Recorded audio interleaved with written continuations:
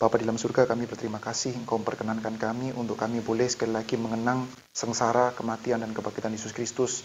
Kiranya Tuhan Engkau memperkaya pengenalan kami, dan ketika pengenalan kami diperkaya oleh-Mu Tuhan, kami juga boleh memiliki spiritualitas dan kehidupan konkret yang lebih kaya di dalam penghayatan pengikutan kami kepada Kristus. Terima kasih Bapa. Dalam nama Tuhan Yesus kami bersyukur. Amin. Ya, selamat malam Bapak Ibu sekalian. Hari ini kita akan bersama-sama masuk ke dalam bagian yang kedua dari penghayatan kita tentang kematian kebangkitan Yesus Kristus. Hari ini secara khusus kita akan berbicara tentang doa Yesus di dalam Taman Getsemani. Tapi hari ini kita akan masuk kepada settingnya saja, saudara. Doanya sendiri baru kita masuk nanti pada hari Selasa. Saudara, sebelum kita masuk ke sana, kita akan mencoba untuk menjawab beberapa pertanyaan yang ada di dalam komentar maupun masuk ke dalam WhatsApp, saudara.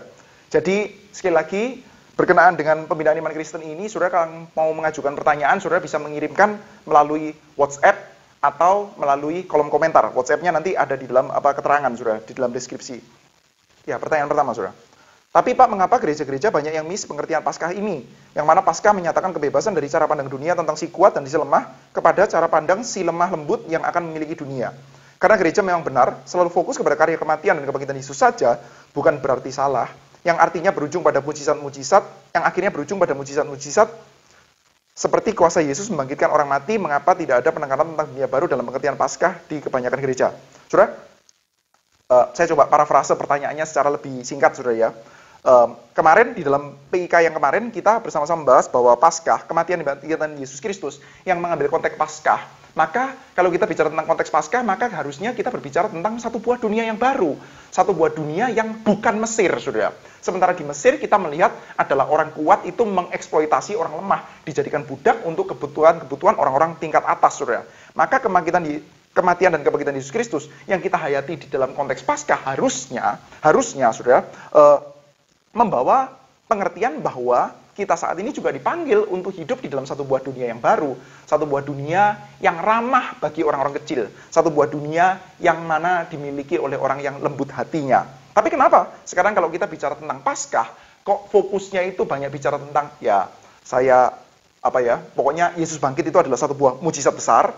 Lalu kedua, hal itu membuktikan bahwa Yesus itu Tuhan. Kalau dia itu bangkit, dia membuktikan bahwa Yesus Tuhan. Dan setelah itu memberikan jaminan pengampunan dosa, lalu saya nanti akan mendapatkan jaminan hidup kekal. Kenapa? Kok saat ini dunia kita, atau kekristenan kita, atau banyak gereja, lebih banyak berfokus kepada pengertian yang seperti itu? Saya nggak tahu, saudara bingung nggak? Saudara kalau terlalu cepat, by the way, kalian ini di YouTube, saudara boleh putar agak lambat sedikit, saudara. 0,8 misalkan begitu, atau 0,5, mungkin kelambatan ya. Nah, saudara, jadi begini, saudara. Satu orang penulis bernama Craig Bartholomew, saudara, dia pernah nulis satu buah buku judulnya Living at the Crossroad. Di dalam buku itu, saudara, dia mengikuti penamaannya Vollenhoven ya. Dia mengatakan bahwa sejarah dunia barat itu bisa dibagi menjadi 4 fase, saudara. Fase yang pertama itu adalah fase pagan, fase kafir, saudara. Fase kafir. Fase kedua itu adalah fase asimilasi. Fase ketiga itu adalah disebut sebagai fase antitesis. Fase keempat disebut sebagai neo-pagan atau neo-kafir, kekafiran yang baru. Kebangkitan kafir gitulah ya. Pagan. Jadi yang kita akan fokus kepada zaman ini, saudara.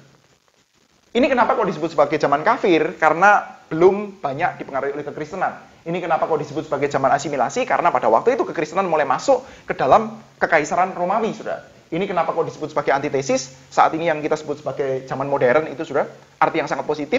Nah, disebut sebagai zaman antitesis yang sangat negatif. Kenapa, saudara? Karena zaman modern kita kenal, saudara ya, sebagai satu buah zaman di mana perlawanan terhadap kekristenan itu frontal, gitu ya. Lalu saat ini postmodern dia sebut sebagai kebangkitan kafir. Tapi kita tidak bahas semuanya ini. Kita coba melihat ini saja, saudara, zaman asimilasi. Nah, saudara, di dalam zaman asimilasi ini dikatakan sama siapa? Bartholomew, bahwa pada waktu ini kita mendapati bahwa kekristenan itu masuk dalam kekaisaran Romawi ketika pada waktu itu kekaisaran Romawi sedang mengalami decline. Mereka sedang mengalami penurunan, sudah. Dan karena mereka mengalami decline, mengalami penurunan, ya kekuatan kekaisarannya menurun, kekuatan ekonominya menurun, kekuatan militernya menurun, maka kehidupan masyarakat banyak yang menderita, sudah. Dan karena kehidupan masyarakat banyak yang menderita, maka cara pikir, filsafat yang lebih laku adalah filsafat Platonik yang lebih banyak berfokus kepada dunia di atas sana ketimbang filsafat Aristotelian yang lebih banyak berfokus kepada dunia yang di sini, gitu ya. Jadi filsafat Platonik lebih banyak fokus kepada dunia di atas sana. Nah, pada waktu zaman asimilasi ini, saudara, kekaisaran Romawi sedang decline sehingga mereka fokus ke sini. Pada waktu itulah, saudara, kekristenan masuk dan ngeblend, saudara, jadi satu. Sehingga kita bisa mengerti bahwa akhirnya nanti kekristenan akan lebih banyak fokus kepada pengharapan yang nanti, pengharapan yang di atas sana, gitu ya, saudara. Saya tidak mengatakan bahwa bagian ini adalah buruk, ya. Tapi saya ingin mengatakan bahwa kekristenan kita perlu diperlengkapi, saudara. Saudara, memfokuskan diri kepada hal yang di atas sana, itu baik atau buruk, saudara? Saya percaya ada baiknya, saudara. Kekristenan yang berasimilasi dengan cara pandang Platonistik ini, saudara, lebih saya pikir ya, lebih bisa menghayati tentang dosa, tentang kecelakaan-kecelakaan yang ada dalam dunia ini, saudara. Sehingga kita banyak memfokuskan tentang kehidupan yang di atas sana, saudara. Jadi, saya pikir itu adalah salah satu alasan yang kuat, saudara. Kenapa kok kekristenan saat ini, saudara, arahnya itu banyak sekali sekarang berfokus kepada kehidupan yang di atas sana. Itu pertanyaan pertama. Kedua, saudara. Kedua ada beberapa, saudara. Jika dari awal Paulus yang lebih dahulu memunculkan tentang kematian dan kebangkitan Yesus, mengungkap bukan dia saja yang menulis Injil. Saudara, setiap orang punya panggilan yang berbeda-beda, saudara. Jadi jangan suruh Paulus semua. Kasihan juga ya, dia nanti punya bebannya terlalu berat. Tetapi bukan itu, saudara. Jadi kita melihat bahwa kebutuhan tiap zaman dan kebutuhan tiap gereja itu tidak sama, saudara. Di dalam very early, dalam kekristenan yang sangat mula-mula, saudara, kebutuhan yang paling utama adalah seperti yang dilakukan oleh Paulus, mereka butuh untuk percaya bahwa Yesus dari Nazaret itu adalah penggenapan dari pengharapan-pengharapan mesianik yang ada dalam perjanjian lama. Jadi, melalui kematian dan kebangkitannya, melalui seluruh karyanya, maka Yesus itu menggenapkan seluruh pengharapan yang ditemui di dalam perjanjian lama.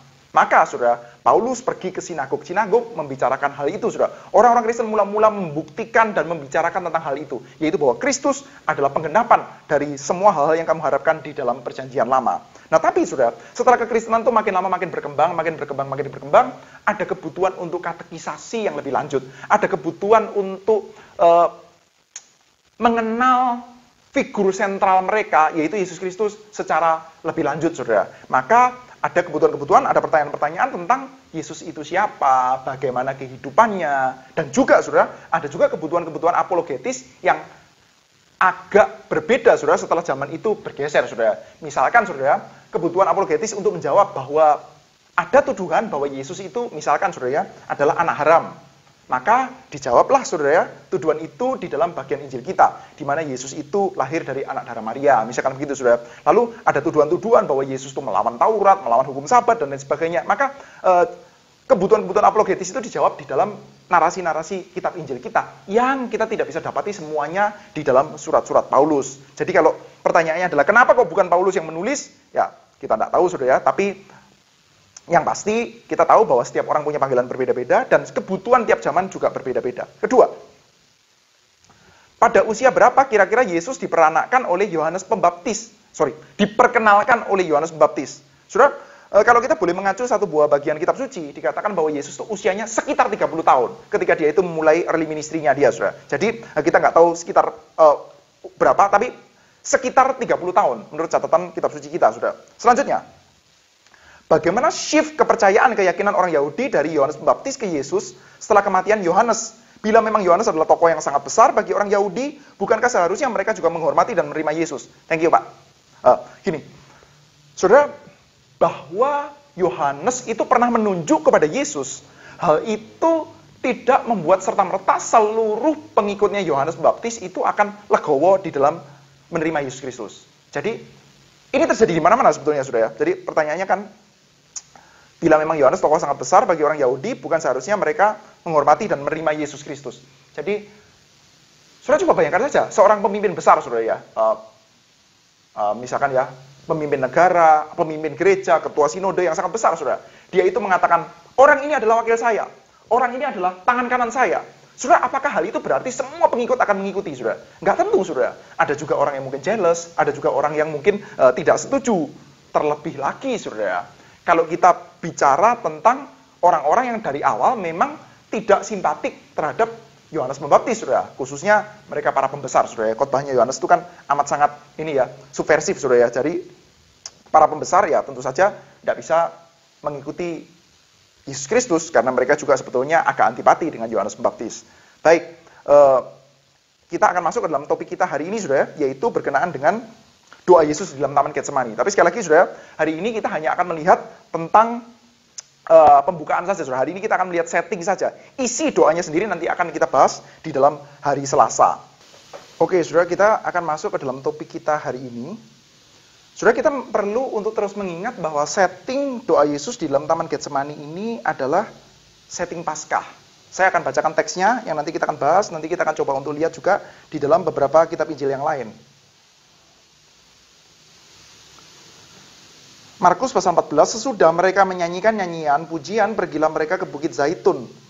Lalu Yesus berkata kepada mereka, kamu semua akan tergoncang imanmu sebab ada tertulis, aku akan memukul gembala dan domba-domba itu akan tercerai-berai. Akan tetapi sudah aku bangkit, aku akan mendahului kamu ke Galilea.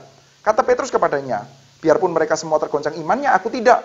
Lalu kata Yesus kepadanya, aku berkata kepadamu sesungguhnya, pada hari ini, malam ini juga, sebelum ayam berkokok 2 kali, engkau telah menyangkal aku 3 kali. Tetapi dengan lebih bersungguh-sungguh Petrus berkata, sekalipun aku harus mati bersama-sama dengan engkau, aku tak akan menyangkal engkau. Semua yang lain pun berkata demikian juga. Lalu sampailah Yesus dan murid-muridnya ke suatu tempat yang bernama Getsemani. Kata Yesus kepada murid-muridnya, duduklah di sini sementara aku berdoa. Dan ia membawa Petrus, Yakobus, dan Yohanes sertanya. Ia sangat takut dan gentar. Lalu katanya kepada mereka, hatiku sangat sedih, seperti mau mati rasanya. Tinggallah di sini dan berjaga-jagalah. Saudara, di dalam setting Paskah, kita mengingat sekali lagi bahwa orang-orang Yahudi itu menantikan pembebasan besar. Nah, saudara, saya ambil coba gambaran sedikit di dalam Injil Lukas, saudara. Ini bisa memberikan melatih kita, saudara. Melatih kita untuk mencoba untuk membaca setting Paskah, ya. Membaca tulisan-tulisan, tindakan-tindakan di dalam setting Paskah. Lukas pasal 19 ayat 40.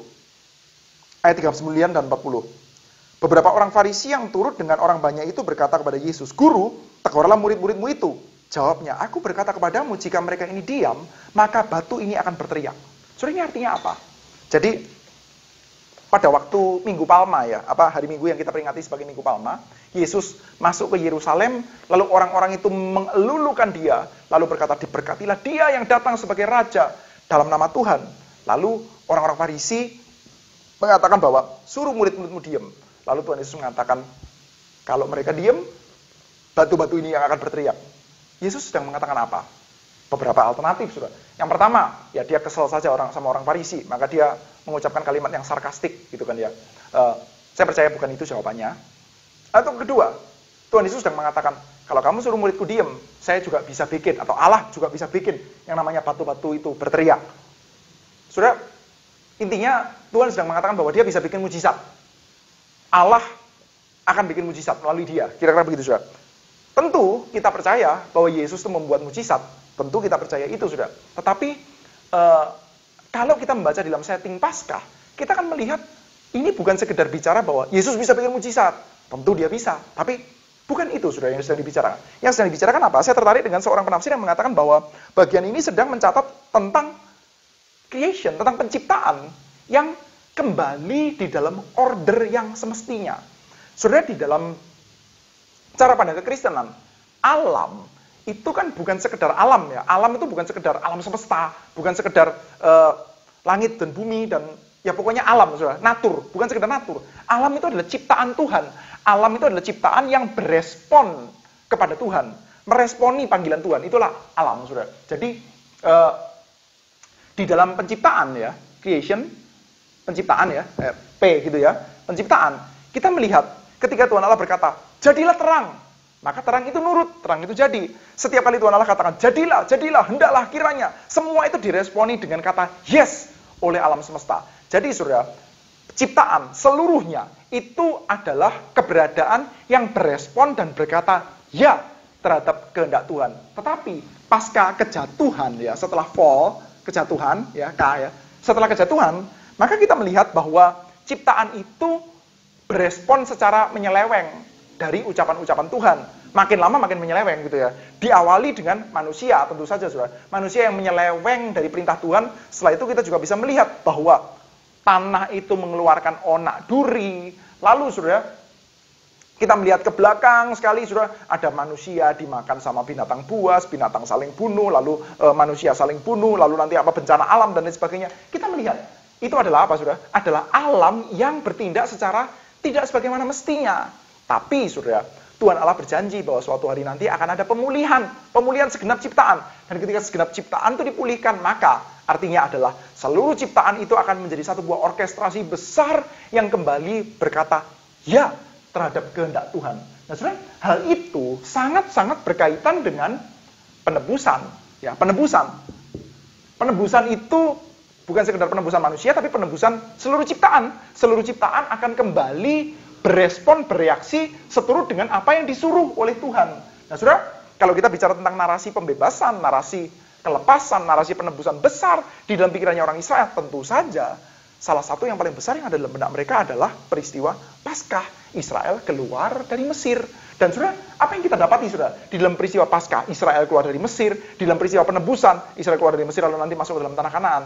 Yang kita dapati adalah bahwa alam semesta itu berespon dan berkata ya terhadap perintahnya Tuhan. Saudara, sungai itu kan alam, katak itu alam, lalat pikat, nyamuk, lalu matahari, badai, itu kan alam Saudara. Api, alam itu kini berkata ya terhadap perintahnya Tuhan. Alam itu mengikuti perintahnya Tuhan berkata ya, dan itu artinya adalah apa? Liberation, pembebasan. Israel dibebaskan. Jadi kita melihat satu buah ide bahwa ketika alam semesta itu mengikuti kehendak Tuhan, kembali kepada fitrahnya, kepada aslinya mereka itu diciptakan, maka Saudara, umat Tuhan dibebaskan. Maka Saudara, ketika Yesus Saudara triumphal entry masuk ke Yerusalem dan orang-orang berkata, diberkatilah dia yang datang dalam nama Tuhan, dan orang Farisi bilang, suruh mereka diam. Tuhan Yesus seperti kayak menjawab seperti ini Saudara. Apakah kamu tidak tahu bahwa ini adalah momen penebusan? Apakah kamu tidak tahu bahwa seluruh semesta juga akan berkata bahwa aku adalah Raja, aku adalah Mesias? Karena apa? Karena semesta akan mengikuti suara Tuhan. Nah Saudara, kalau kita juga lihat ya di dalam bagian ini, di dalam Injil Lukas juga Saudara ya, misalkan ada ucapan Tuhan Yesus Saudara yang memberikan perintah kepada murid-muridnya untuk persiapan makan Paskah. Jadi kamu nanti pergi ke sana, kamu akan melihat keledai yang tertambat, yang belum pernah ditunggangi, dan mereka mendapati seperti yang dikatakan oleh Tuhan Yesus. Jadi Yesus ini adalah the true prophet, ya, nabi yang benar, yang menyatakan apa yang dikehendaki oleh Tuhan, dan hal itu benar. Jadi kalau di dalam kitab Taurat, Saudara, kita mendapati bahwa salah satu cara untuk membedakan nabi asli dengan nabi palsu adalah bahwa kalau nabi asli itu ucapannya akan terpenuhi. Dan apa yang dikatakan oleh Tuhan Yesus terpenuhi, Saudara. Maka kita bisa melihat, Saudara, Yesus sebagai nabi yang asli, dan saat ini kita melihat, Saudara, bahwa momen Paskah, momen pembebasan besar, momen bangkitnya nabi, seperti yang dijanjikan oleh Tuhan Allah melalui Musa di dalam kitab Ulangan, itu saat ini sedang terjadi. Maka, Saudara bisa bayangkan, Saudara, hype-nya ya, satu buah rasa bersemangat, Saudara ya, di dalam keadaan pada waktu itu. Satu buah rasa bersemangat yang coba digambarkan oleh para penulis Injil kita, Saudara. Nah, Saudara, kita melihat setting makan Paskahnya sendiri juga sangat bernuansa pembebasan. Nah, Saudara, kita melihat ya, Tuhan Yesus berkata, inilah tubuhku yang diserahkan bagi kamu, inilah darahku yang dicurahkan bagi pengampunan dosa, dan lain sebagainya, Saudara. Itu adalah ucapan-ucapan yang kadang-kadang, Saudara, secara buru-buru kita hayati untuk address kita punya dosa-dosa personal. Buru-buru, Saudara. Secara agak gegabah dan buru-buru. Jadi, kita, Saudara, ketika ikut perjamuan kudus, atau membaca bagian-bagian kitab suci, ketika Tuhan Yesus mengatakan, inilah tubuhku yang diserahkan bagi kamu, inilah darahku yang dicurahkan bagi kamu, maka kadang-kadang, Saudara, kita secara buru-buru mengatakan, iya, saya adalah orang berdosa. Tapi bersyukur, Yesus sudah curahkan darahnya bagi saya, sehingga saya mendapatkan jaminan hidup yang kekal. Buru-buru, Saudara. Saya tidak menyangkali itu, dan saya masih bersyukur terus-menerus akan hal itu. Saya masih menghayati itu terus-menerus, saudara. Tetapi, saudara, buru-burunya di mana, saudara? Saudara, bagi murid-murid pada waktu itu, mereka nggak pikir itu tentu saja, saudara. Ini kan setting Paskah, setting pembebasan.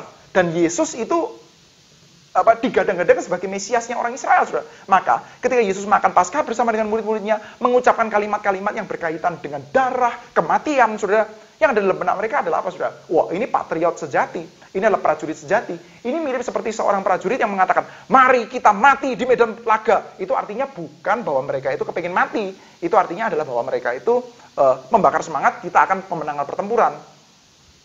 Saudara, 2019 kemarin, saudara, Pilpres, saudara, di Indonesia. Lalu, sebelumnya Pilpres, ada kampanye, saudara. Saudara, ketika di dalam kampanye, saudara, ada salah seorang capres yang mengatakan, darahku, ku berikan bagi bangsa ini. Artinya apa, saudara? Besok lusa dia akan mati. Bukan, artinya dia nyapres, saudara. Artinya adalah coblos saya. Percayalah kepada saya, percayalah bahwa saya yang akan memimpin bangsa ini dan akan sukses.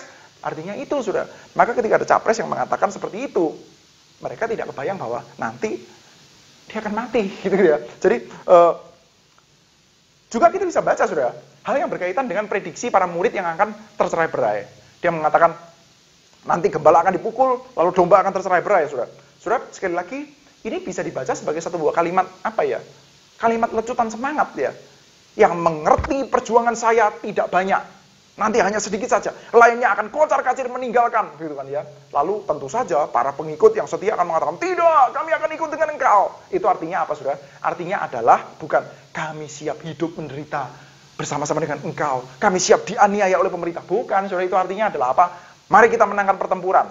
Mari di dalam Pilpres ini sukseskan saya menjadi presiden. Kira-kira kan begitu, saudara, artinya. Nah, saudara, tapi yang kita dapati dalam sejarah dan juga dalam tulisan-tulisan Injil kita, Yesus ini, saudara, setelah mengucapkan kalimat-kalimat itu, dengan segala macam ekspektasi dari para murid yang luar biasa, menggebu-gebu itu, saudara. Yesusnya mati beneran, saudara. Ditangkap sama musuh, lalu mati secara brutal di atas kayu salib, saudara. Maka, hampir nggak ada kesimpulan lain, saudara, yang bisa dibikin. Yaitu Yesus itu gagal. Hampir nggak ada kesimpulan yang lain.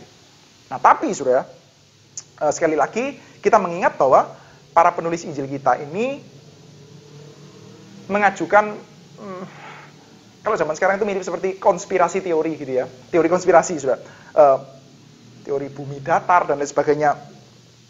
Tapi saudara dan saya percaya, kalau saudara dan saya percaya akan teori ini, maka saudara dan saya diajak untuk menghidupinya, meskipun akan kelihatan nyeleneh di dalam pandangan manusia umumnya yang tidak percaya.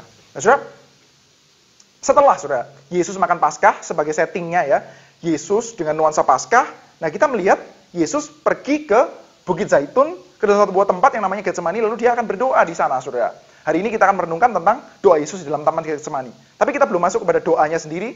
Doanya sendiri nanti kita akan bahas pada hari Selasa, saudara. Hari ini kita masuk ke dalam settingnya saja. Nah, saudara, tadi, saudara, kita melihat ada kalimat Yesus membawa Petrus, Yakobus, dan Yohanes, ya, di dalam Injil Markus. Yang tadi kita sudah sama-sama bacakan ya. Saya bacakan sekali lagi, Markus pasal 14 ayat 33. Dan ia membawa Petrus, Yakobus, dan Yohanes sertanya. Ia sangat takut dan gentar. Nah, saudara, satu hal sederhana ketika kita membaca kitab suci, kita perlu belajar untuk melihat kebiasaan penulis. Kebiasaan penulis ketika dia itu mengangkat satu buah tema, lalu tema itu diangkat lagi, maka kita diajak untuk mengkaitkannya. Nah, bagian ini, saudara, akan kita kaitkan dengan apa, saudara? Kita kaitkan dengan peristiwa transfigurasi. Kenapa demikian, saudara? Di dalam Markus pasal 9, kita melihat wording yang sama. Kata-kata yang sama yang diambil. 6 hari kemudian, Yesus membawa Petrus, Yakobus, dan Yohanes bersama-sama dengan mereka. Yesus membawa Petrus, Yakobus, dan Yohanes. Markus pasal 14. Ia membawa Petrus, Yakobus, dan Yohanes. Peristiwa transfigurasi dan juga peristiwa doa di dalam taman Getsemani. Lalu yang kedua, saudara, kita melihat pasal 9 ayat 6, peristiwa transfigurasi. Ia berkata demikian sebab tidak tahu apa yang harus dikatakannya karena mereka sangat ketakutan. Pasal 14. Dan ia kembali pula, ia mendapati mereka sedang tidur, sebab mata mereka sudah berat, dan mereka tidak tahu jawab apa yang harus diberikan kepadanya. Lalu saudara, kaitan lain saudara, kita melihat di dalam peristiwa transfigurasi, Allah akan berkata kepada Yesus, inilah anakku. Lalu dalam peristiwa doa di dalam Taman Getsemani, Yesus akan berdoa dan memanggil Allahnya sebagai Bapa. Ya Aba, ya Bapa. Transfigurasi, Allah berkata, ini anakku. Getsemani, Yesus berkata, Aba, Bapa. Kita melihat ada kaitan, saudara. Dan saudara, ketika kita mengaitkan dua bagian ini, saudara, artinya apa? Artinya adalah, setidaknya dalam Injil Markus, saudara, kalau kita kepingin berbicara tentang kemuliaan Kristus, kebesaran Kristus, maka lihatlah Kristus yang berdoa dengan ketakutan dalam pergumulan besar di dalam Taman Getsemani. Di sana kita melihat kemuliaan Kristus. Saudara, sekali lagi ini adalah satu buah cara yang tidak biasa. Kalau kita kepingin melihat kemuliaan, ya seringkali bandingan kita tentang kemuliaan itu apa, saudara? Alam semesta, atau kehebatan, kemenangan, kesuksesan. Tapi dalam bagian ini, saudara, kita melihat, kalau kita kepingin mendapatkan kemuliaan Kristus, kita kepingin mendapatkan revelation, ya, pengungkapan tentang kemuliaan Kristus, seperti kayak peristiwa transfigurasi, Yesus dimuliakan di atas gunung. Kita melihat, saudara, sekarang Yesus dimuliakan di atas gunung. Dengan cara bagaimana, saudara? Dengan cara dia itu bergumul dengan amat sangat serius di dalam doa. Saudara, kalau kita mengikuti apa yang dikatakan sama teorinya William Rader, saudara, ya, kita nggak harus ikut semua teorinya dia, saudara. Tapi cara pandangnya Markus tentang Mesias, ya. Di dalam Injil Markus itu kan banyak sekali ungkapan ketika membicarakan Yesus sebagai Mesias itu seperti kayak ditutup-tutupin. Ini namanya adalah motif rahasia, saudara. Messianic secret, ya, motif rahasia. Jadi ketika mau bicara bahwa Yesus Mesias, seringkali dikatakan jangan bilang siapa-siapa, jangan bilang siapa-siapa. Kenapa, saudara? Karena kita tidak boleh mengerti konsep kemesiasan Yesus hanya dari mujizat, dari kebesaran, dan lain sebagainya. Nanti kalau kita kepengen lihat Yesus itu Mesias, di mana, saudara? Saudara kepengen tahu ucapan ketika Yesus itu betul-betul dikatakan, sesungguhnya dia ini anak Allah, dan ucapan itu tidak dibungkam. Itu di mana, saudara? Ketika Yesus mati di atas kayu salib. Prajurit mengatakan, sesungguhnya dia ini adalah anak Allah. Agak mirip dengan pola itu, saudara. Ketika kita ingin melihat kemuliaan, ya, kalau tadi bicara tentang Messianic secret, sekarang kita melihat glory secret, gitu ya, Gloria secret, gitu ya.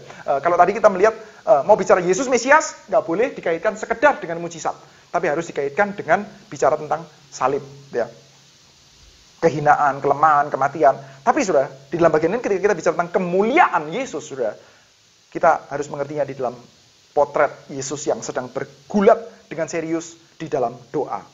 Nah, saudara, kita perlu juga mengingat bahwa para penulis Injil kita dan orang-orang yang menerima tulisan Injil kita adalah orang-orang yang terpapar oleh Yudaisme. Lebih tepatnya Yudaisme bait suci kedua, ya, Second Temple Judaism. Jadi mereka itu punya gambaran-gambaran perjanjian lama di dalam kepala mereka. Sehingga seringkali ketika ada tulisan-tulisan yang mengacu kepada perjanjian lama atau berdasarkan cerita-cerita tertentu di dalam perjanjian lama, mereka got the point. Kita seringkali enggak, saudara. Nah, maka kita akan coba untuk melihat secara lebih detail di dalam bagian ini. Saudara, ada 3 bagian perjanjian lama yang saya argue, saudara, ya. Saya ikutin, yang saya sedang katakan bahwa, saya argue, saya propose bahwa 3 bagian perjanjian lama ini menjadi setting, menjadi background peristiwa doa Yesus di dalam Taman Getsemani. Apa aja, saudara? Yang pertama, saudara, kita melihat kitab Zakaria. Yang kedua, kitab 2 Samuel. Dan ketiga, kitab Yunus. Saudara, di dalam Zakaria pasal 14, misalkan, ya, saya coba bacakan bagi kita semua.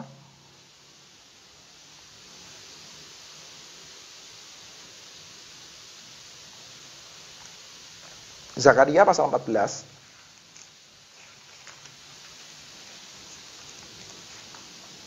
Saya bacakan, saudara, ya. Ayat 4. Pada waktu itu kakinya akan berjejak di Bukit Zaitun yang terletak di depan Yerusalem di sebelah timur. Bukit Zaitun itu akan terbelah 2 dari timur ke barat sehingga terjadi suatu lembah yang sangat besar. Setengah dari bukit itu akan bergeser ke utara, setengah lagi ke selatan. Jadi kakinya Tuhan itu akan berjejak di Bukit Zaitun, saudara, ketika dia melakukan satu buah tindakan penghakiman. Dan sekarang, saudara, Yesus keluar dari Yerusalem dan pergi ke Zaitun. Ini bukan sekedar bicara tentang lokasi, tapi bicara tentang momen penghakiman Tuhan. Nah, saudara, sekali lagi, tema tentang pembebasan Israel, pengampunan dosa, dan penghakiman bagi musuh-musuh Israel, itu adalah tema yang saling ngeblend, saudara, tema yang saling berkaitan. Saudara, kenapa kok saya argue bahwa bagian ini membawa gambaran dari kitab Zakaria? Karena, saudara, kita melihat gambaran Zakaria pasal 9 sampai 14, itu tampaknya memang oleh para penulis Injil kita amat sangat dikaitkan dengan peristiwa penderitaan dan kematian dan kebangkitan Yesus Kristus. Jadi, Zakaria pasal 9 sampai 14 itu dikutip beberapa kali, saudara ya. Atau setidaknya gambarannya muncul beberapa kali di dalam narasi hari-hari akhir Yesus di Yerusalem. Saya masukkan beberapa, saudara ya. Perbandingan ya, misalkan ya. Markus pasal 13. Markus pasal 13, saya bacakan bagi kita semua.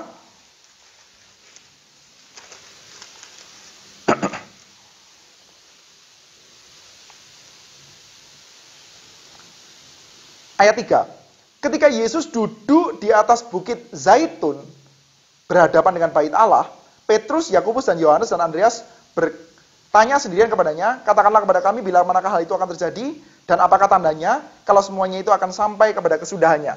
Jadi Yesus, di dalam Markus pasal 13, di bukit Zaitun, berkhotbah tentang akhir zaman, dan bicara tentang prediksi adanya aniaya, dan bahwa murid-murid itu harus bertahan.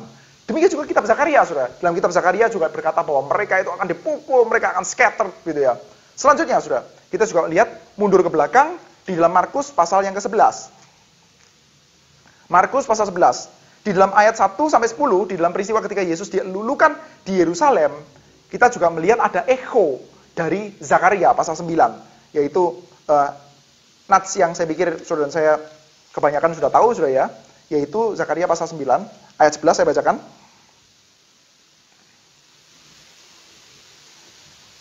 Mengenai engkau, oleh karena darah perjanjianku, 9 ayat 9, saudara. Bersorak-soraklah dengan nyaring, hai putri Sion, bersorak-sorailah, hai putri Yerusalem, lihatlah rajamu datang kepadamu, ia adil dan jaya, ia lemah lembut dan mengendarai seekor keledai beban yang muda. Jadi, di dalam kitab Zakaria ada nubuatan tentang rajanya akan naik keledai, dan Yesus naik keledai di dalam Injil Markus. Lalu kita juga melihat, saudara, misalkan ucapan di dalam makan Paskah, Last Supper. Tuhan Yesus berbicara tentang darah perjanjian. Tadi kita melihat, Zakaria pasal 9 juga sama. Mengenai engkau, oleh karena darah perjanjianku dengan engkau, aku akan melepaskan orang-orang tahananmu dari lubang yang tidak berair. Jadi dalam Zakaria pasal 9, ada juga pembicaraan tentang darah, saudara. Darah perjanjian. Selanjutnya, saudara, kalau kita lihat Yohanes ini tradisinya agak berbeda dari sinoptik kita. Kita coba lihat ya.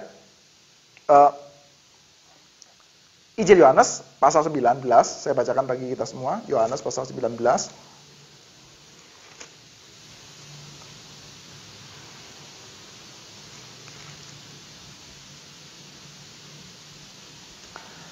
Karena itu mereka berkata seorang kepada lain, janganlah kita membaginya menjadi beberapa potong, tapi baiklah kita membuang undi untuk menentukan siapa yang mendapatkannya. Demikian hendaknya supaya genaplah yang tertulis dalam kitab suci, mereka membagi-bagikan, bukan ini, saudara. Saudara, bukan ayat 24, tapi ayat 34, saudara. Ini ayat 34. Tetapi seorang dari antara prajurit itu menikam lambungnya dengan tombak, dan segera mengalir keluar darah dan air. Dan orang yang melihat hal itu sendiri, yang memberikan kesaksian ini, dan kesaksiannya benar, dan ia tahu bahwa ia mengatakan kebenaran, supaya kamu juga percaya. Sebab hal itu terjadi supaya genaplah yang tertulis dalam kitab suci, tidak ada tulangnya yang dipatahkan. Dan ada pula nas yang mengatakan, mereka akan memandang kepada dia yang mereka tikam. Mereka akan memandang kepada dia yang mereka tikam. Saya bacakan di dalam Zakaria pasal yang ke-12. Pasal yang ke-10. Aku akan mencurahkan roh pengasihan dan roh permohonan atas keluarga Daud dan atas penduduk Yerusalem, dan mereka akan memandang kepada dia yang telah mereka tikam. Jadi kita melihat ya, bahwa tradisi kitab Zakaria itu adalah tradisi yang sangat diangkat di dalam passion naratif ini ya, dalam peristiwa doa Yesus dalam Taman Getsemani ini, saudara. Beberapa hal. Pertama, kita melihat triumphal entry, ya, Minggu Palma, Yesus masuk ke Yerusalem.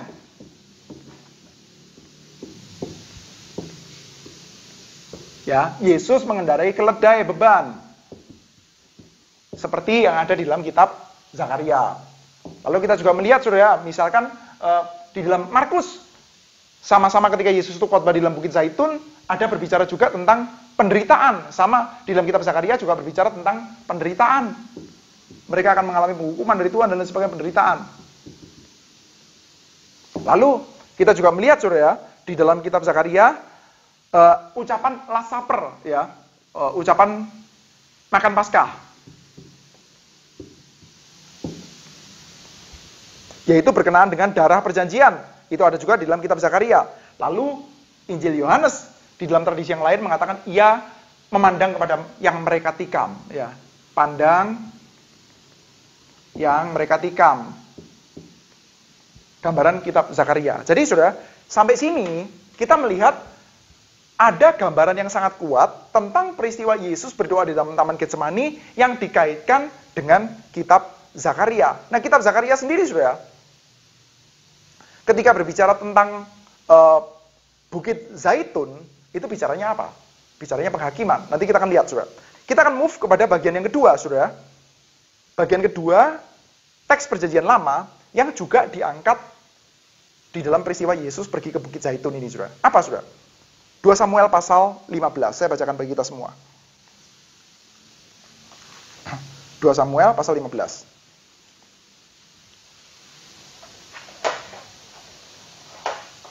Peristiwa ketika Absalom mengadakan persepakatan gelap, ya. Lalu Daud diberontak sama Absalom, dan setelah itu ya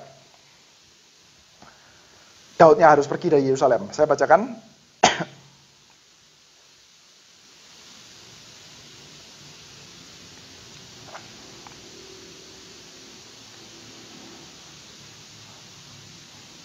Daud mendaki Bukit Zaitun, ayat 30 ya, sambil menangis. Sudah ingat ya, Yesus di Getsemani, duduk dan sangat sedih. Daud mendaki Bukit Zaitun sambil menangis. Kepalanya berselubung dan ia berjalan dengan tidak berkasut. Juga seluruh rakyat yang bersama-sama dengan dia masing-masing berselubung kepalanya. Dan mereka mendaki sambil menangis. Ketika kepada Daud dikabarkan demikian, Ahitofel ada di antara orang-orang yang bersepakat dengan Absalom. Maka berkatalah Daud, gagalkanlah kiranya nasihat Ahitofel itu ya Tuhan. Jadi, peristiwa Bukit Zaitun yang lain, Saudara, yang membawa gambaran doa Yesus dalam Taman Getsemani adalah peristiwa ketika Daud mengalami pemberontakan dari Absalom. Saudara, kenapa dua hal ini berkaitan? Nah, kita bisa melihat. Pertama-tama, yang paling simpel, Saudara. Daud ke Bukit Zaitun. Yesus adalah anak Daud. Pertama, sangat simpel. Yang kedua, sama-sama dikhianati oleh orang yang paling dekat. Ya, nanti Yesus akan dikhianati oleh Yudas dan Daud dikhianati oleh anaknya sendiri, dan juga di sana ada orang kepercayaannya Daud, yaitu Ahitofel. Ahitofel itu dicatat oleh kitab suci kita, seseorang yang kalau memberikan nasihat, itu nasihatnya pasti benar. Jadi kalau Saudara perang punya Ahitofel di dalam sisi Saudara, itu perang pasti menang, Saudara. Ini kayak Cukup Liang, Saudara, kalau di dalam Samkok, Saudara. Pasti menang, pokoknya kalau ada dia, perang hitungannya nggak mungkin kalah. Cukup Liang kan juga begitu kan ya, hampir nggak pernah kalah, Saudara. Cuman terakhir saja, Saudara. Itu di luar perhitungannya dia, Saudara. Terakhir saja. Sekarang kita melihat, Saudara, Daud dikhianati oleh Ahitofel, Yesus dikhianati oleh Yudas. Lalu selanjutnya kita juga melihat, Saudara, gambaran di dalam Injil Matius. Ini paling kuat, Saudara. Di dalam Injil Matius, Yudas nanti, Saudara, akan menggantung diri. Sama seperti Ahitofel juga menggantung diri. Saudara, kalau tanya, Saudara, dua tokoh dalam Alkitab yang gantung diri, ya satu Ahitofel, satu Yudas Iskariot, Saudara. Gambarannya sangat-sangat kuat, Saudara. Lalu selanjutnya kita juga melihat ucapan dari Petrus dan juga ucapan dari Itai, Saudara. Saya coba bacakan bagi kita semua. Orang Gitit. 2 Samuel.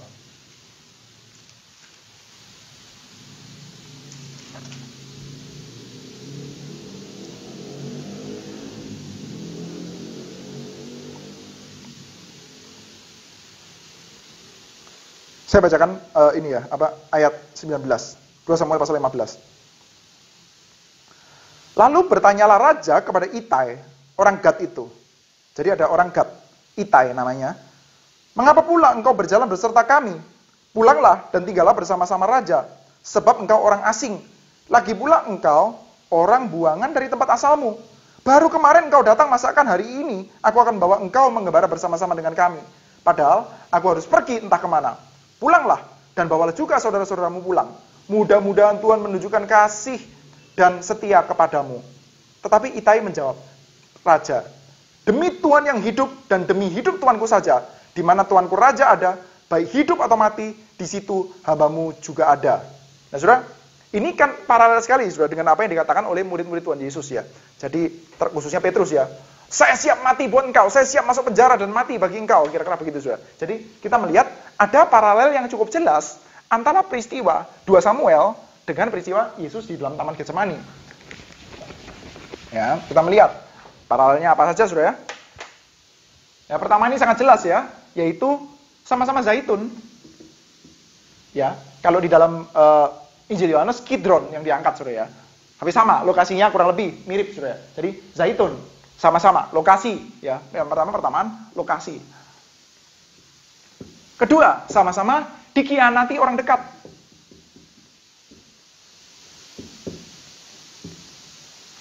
Ketiga, pengkhianatnya sama-sama bunuh diri nanti. Keempat, kita juga melihat ada kalimat yang sangat antusias dari 2 orang. Yang pertama Itai, orang Gad, dan juga Simon Petrus, muridnya Yesus. Meskipun akhirnya nanti Petrus kocar-kacir ya, Itai betul-betul ikut sama Daud. Nah, saudara, kita melihat ada gambaran tentang 2 Samuel, saudara, di dalam peristiwa ini. Selanjutnya, saudara, kita melihat teks lain yang ada di dalam Perjanjian Lama, yang saya juga percaya, saudara, sebetulnya muncul di dalam peristiwa pergumulan Yesus dalam doa di dalam Taman Getsemani dari kitab Yunus. Saudara, wording ya, perkata, itu namanya wording itu apa? Kata-kata, kosakata yang dipakai di dalam Yunus pasal 4 ya. Ayat 9. Di dalam versi Septuaginta ya. Jadi Alkitab Perjanjian Lama itu kan versinya banyak, saudara ya. Naskahnya banyak, manuskripnya banyak. Naskah yang kita pakai dalam Perjanjian Lama kita itu adalah naskah Masoretik, kebanyakan MSS itu ditulisnya, saudara. Nah, tapi ada juga naskah yang lain, yaitu naskah Septuaginta. Dan juga di dalam naskah Septuaginta, ya, naskah LXX yang banyak dipakai oleh para penulis Perjanjian Baru kita.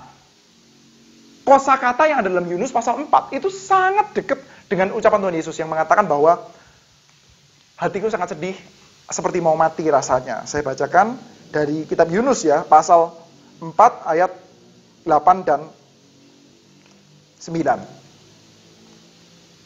Segera sudah matahari terbit, maka atas penentuan Allah bertiuplah angin timur yang panas terik, sehingga sinar matahari menyakiti kepala Yunus.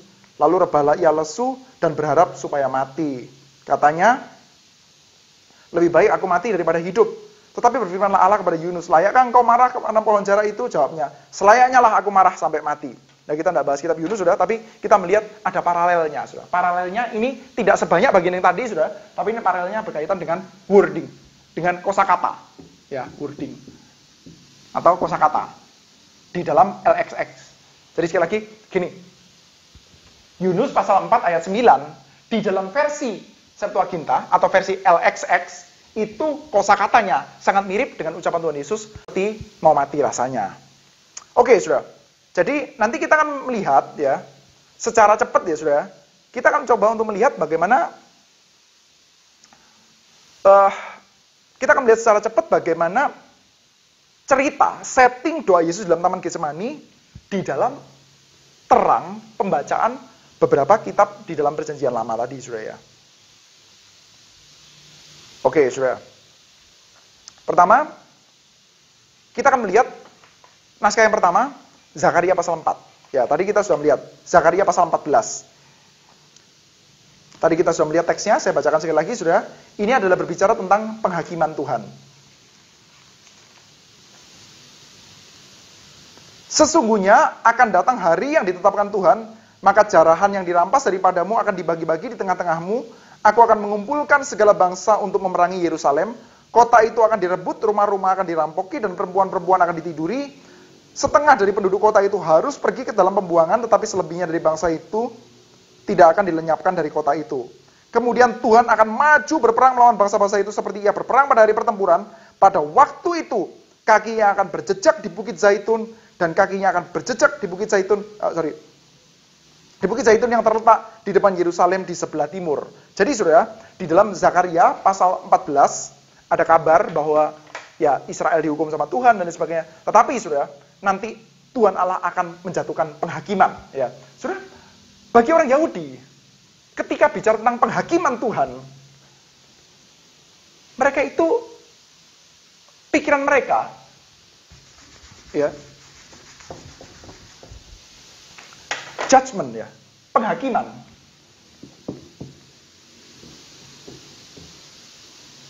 Di dalam pikiran mereka, itu lumayan positif. Jadi begini, penghakiman itu kan banyak dalam benak kita itu negatif ya. Jadi kalau kita itu jadi orang itu jangan judgmental gitu kan ya. Tuhan kita itu Tuhan yang penuh dengan kasih.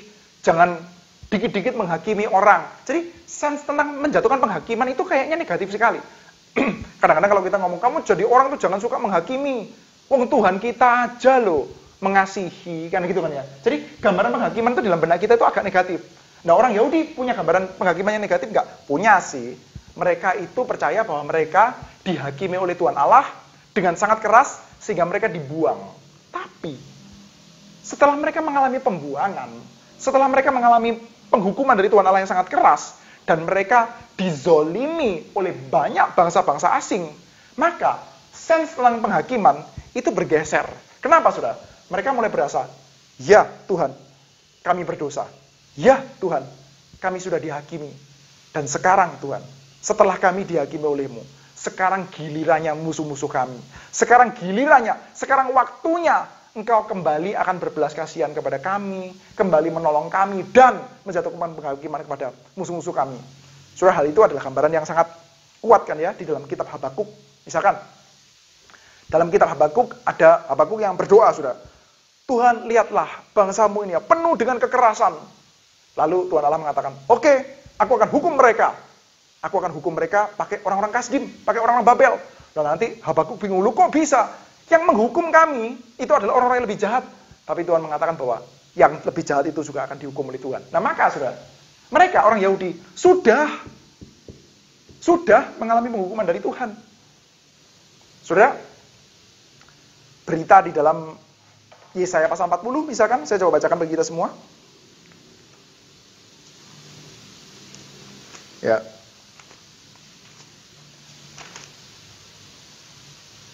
Hiburkanlah umatku, demikian firman Allahmu. Tenangkanlah hati Yerusalem dan serukan kepadanya bahwa perhambaannya sudah berakhir, bahwa kesalahannya telah diampuni, sebab ia telah menerima hukuman dari tangan Tuhan 2 kali lipat karena segala dosanya. Jadi orang-orang Yahudi yang sudah begitu lama mengalami penganiayaan, mereka berasa bahwa kami itu sudah dihukum sama Tuhan. Oke, kalau begitu, yang belum dihukum sama Tuhan siapa? Ya tentu saja bangsa-bangsa asing, kafir yang menindas kami.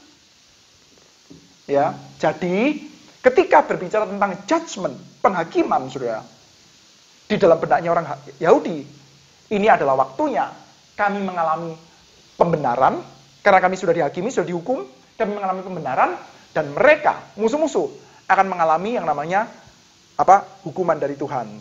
Jadi bad guy akan dihancurkan. Kira-kira begitulah, saudara. Ketika kita bicara tentang penghakiman Tuhan.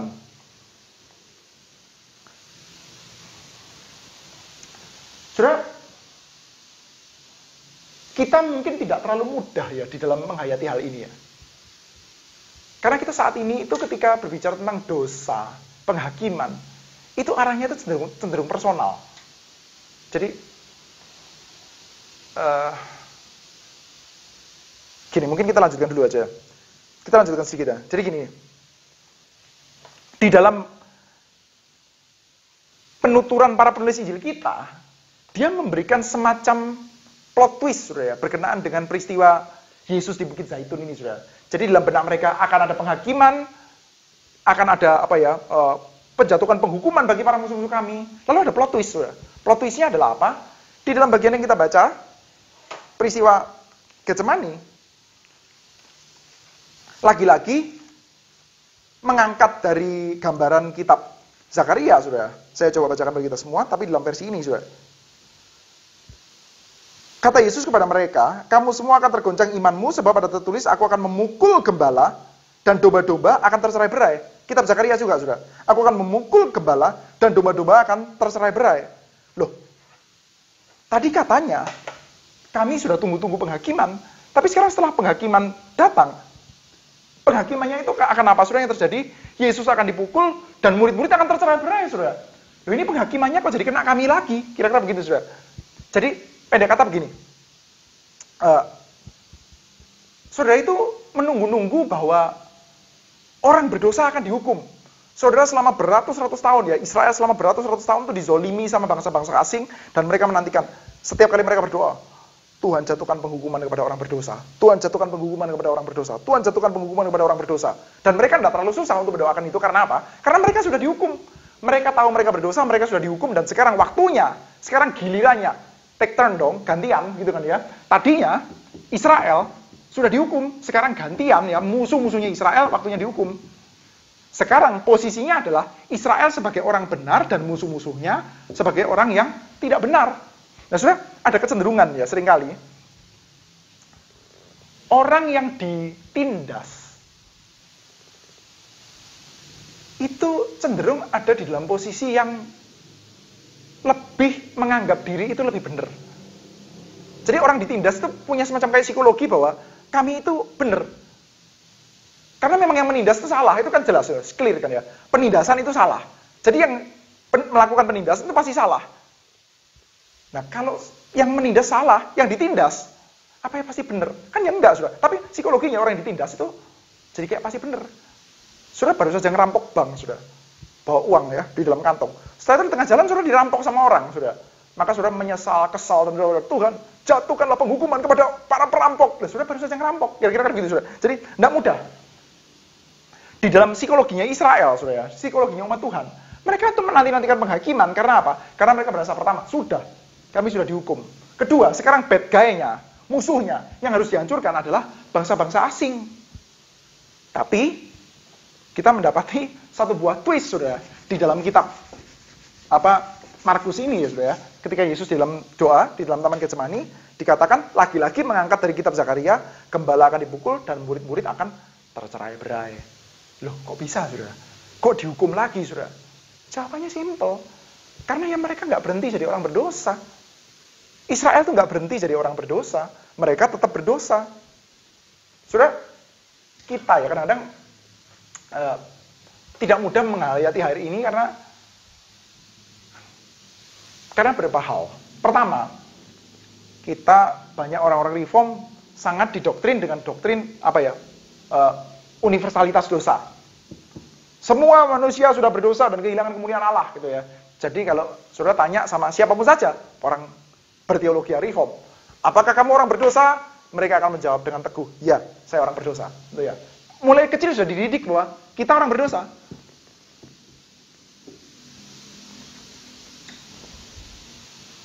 Lalu yang kedua, kita cenderung mengerti dosa itu secara personal. Dosa itu personal. Dosanya saya, dosanya kamu, dosanya dia. Sementara orang-orang Yahudi pada waktu itu mereka hidup tidak dalam zaman modern seperti kita. Mereka belum individualistik. Bukan berarti mereka tidak mengerti individu mereka ya. Tapi mereka lebih banyak menghayati dosa, penghukuman, penghakiman Allah. Itu nationwide, saudara. Itu urusannya adalah urusan nation, urusan bangsa, saudara. Jadi, ketika ditanya apakah kamu orang berdosa, mereka akan menjawabnya lebih kepada bukan, ya saya orang berdosa, kemarin saya sudah berbohong kepada ayah saya dan lain sebagainya. No. Apakah kamu orang berdosa? Mereka akan mengatakan, ya, kami orang berdosa. Nenek moyang kami adalah orang berdosa. Begitu, saudara. Mereka mengertinya sebagai satu buah bangsa. Sebagai orang berdosa, apa yang harus kamu terima? Ya, kami telah menerima penghukuman dari Tuhan. Sekarang apa yang kamu tunggu? Sekarang kami menunggu tindakan belas kasihan dan pengampunan Tuhan. Dan ketika Tuhan mengampuni kami, maka Tuhan akan datang sebagai hakim yang adil. Kami sudah dihukum. Dan sekarang waktunya musuh-musuh kami, orang-orang yang berdosa, orang-orang yang probably lebih berdosa daripada kami, dan kami jadi orang benar gitu kan ya, akan dihakimi oleh Tuhan. Nah tapi saudara, di dalam bagian ini kita dikejutkan dengan satu buah cerita di mana Tuhan Yesus berkata, gembala akan dipukul dan murid-murid akan tercerai-berai. Artinya, kamu masih akan ikut kena hukum juga, kamu masih akan kena penghakiman juga. Loh, kok bisa kayak begini? Kami kan sudah, begitu kan. Jadi, saudara coba bayangkan ya, kalau gini, saudara kalau misalkan nonton film ya, ada orang baik, ada orang jahat. Kalau film biasanya kan gitu kan ya, film action atau apa. Orang jahatnya itu jahat banget ya, mereka melakukan banyak pembunuhan dan lain sebagainya. Setelah itu, saudara, yang saudara paling tunggu-tunggu, ketika nonton film itu, saudara akan mengatakan filmnya itu happy ending kalau apa, saudara? Kalau dalam bagian paling akhir, penjahatnya tersudut, lalu ditembakin, atau ditusuk pisau, atau apa, pokoknya matilah penjahatnya. Pokoknya penjahatnya kalau bisa itu mengalami, die a horrible death, kira-kira gitu kan ya. Ditembakin, mati semua. Setelah itu keluar sudah puas, kapok loh, gitu kan. Iya, kapok. Pada waktu, penjahatnya kena pukul, das, itu rasanya hati kita itu bisa kayak puas gitu ya. Mantep gitu ya. Adil gitu kan ya. Jadi ya jahat itu harus dihabisi. Tapi di dalam kitab ini saudara, kita diajak untuk lihat bahwa loh, yang dipukul, yang dihabisi, yang kepalanya dikeletak begitu kan ya, mungkin ya, kalau di dalam film-film action saudara, itu adalah kita. Orang jahatnya ya kita itu saudara. Kita diajak untuk semacam kayak ketika nonton film saudara, sudah mulai sebel-sebel sama yang jahat, sudah mulai kesel-kesel sama yang jahat, sampai bagian terakhir kita tuh diajak untuk identifikasi diri kita dengan yang jahat itu, sebagai penjahatnya. Jadi, saudara jadi nggak terlalu kepengen banget mungkin ya, untuk penjahatnya itu jadi dibunuh, karena penjahatnya itu adalah kita, begitu saudara. Nah, dalam bagian ini saudara, kita melihat ada semacam kayak twist ya, gambaran di dalam kitab Zakaria. Harusnya sekarang, kalau cara baca kami tentang kitab Zakaria, Tuhan mengadakan penghakiman, ya yang dihakimi adalah musuh-musuh kami. Tapi sekarang di sini kok yang dihakimi adalah kami sendiri. Nah, kira-kira begitu, saudara. Tapi kita akan melihat bagian selanjutnya, di mana nanti yang menerima penghakiman, lagi-lagi twist, saudara ya. Yang menerima penghakiman adalah bukan mereka. Ultimately yang mengalami penghakiman adalah Yesus Kristus. Saudara, kita masuk ke dalam gambaran kedua, saudara, yaitu gambaran 2 Samuel. Ketika Daud naik ke Bukit Zaitun dengan ratapan, dengan tangisan, dengan kesedihan.